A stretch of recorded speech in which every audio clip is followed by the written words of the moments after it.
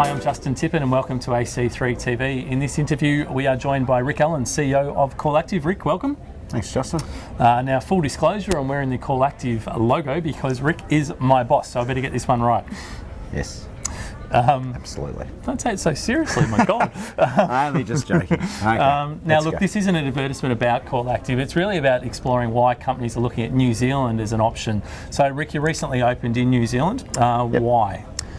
It's all about customer experience for us, Justin, as you're aware, obviously working for us, but it's about trying to replicate what we do so well in Australia that we believe that we can replicate that in New Zealand, have a lot of faith that we can deliver exceptional customer experience. Okay, so I mean, a lot of companies are looking at New Zealand for a couple of reasons. You know, one is cost, clearly. What sort of price differences are there between Australia and New Zealand? You're looking at it's probably around about 30%. So, and I think there's a lot more than just the cost when you add all the pieces up to the jigsaw puzzle, but cost is certainly a main one, as it always is in our industry. Okay, and so how does that stack up against Manila? Because a lot of people are going to Manila because it's just so cheap. I mean, I think a full-time agent over there is getting maybe $12,000 a year Australian. It's cheap. Is New Zealand as cheap, or where does it sit? No, look, New Zealand's not as cheap, but it's about 30% cheaper than what it is in Australia, which is a great starting point. Yep. It's certainly the cultural alignment, the first world infrastructure. It's very well educated. And I think they get it right first time, every time.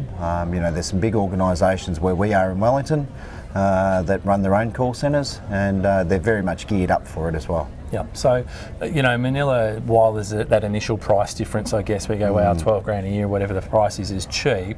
We've seen a lot of experiences from other organisations that it's not just the 12 grand, there's huge attrition rates. I think, you know, I'm hearing 130% attrition, lots of training, and then how many times customers have to call back. It's a bit of a false economy.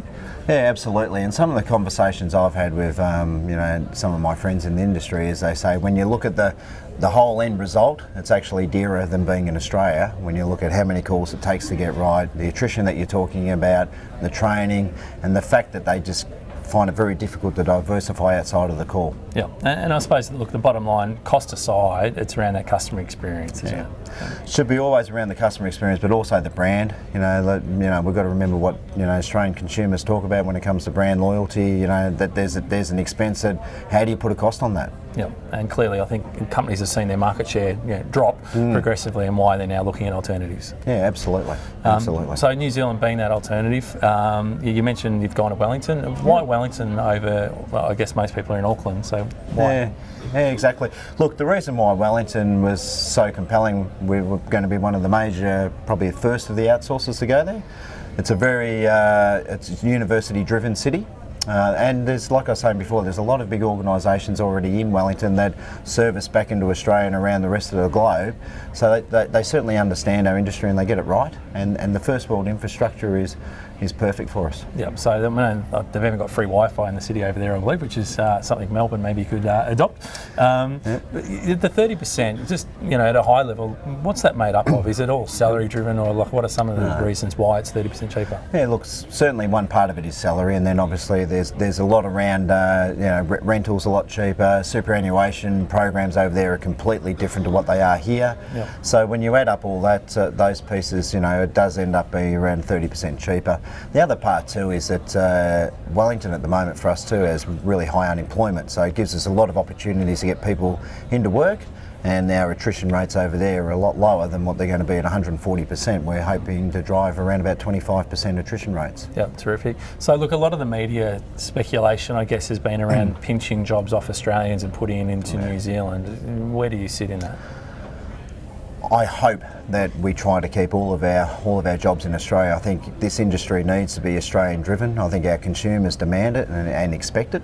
But I also think that we need to be a little bit smarter the way we play it, and we can balance between Australia and also New Zealand, utilising time zones, but that cultural alignment, you know, and the relationship that we've had with this country for such a long period of time.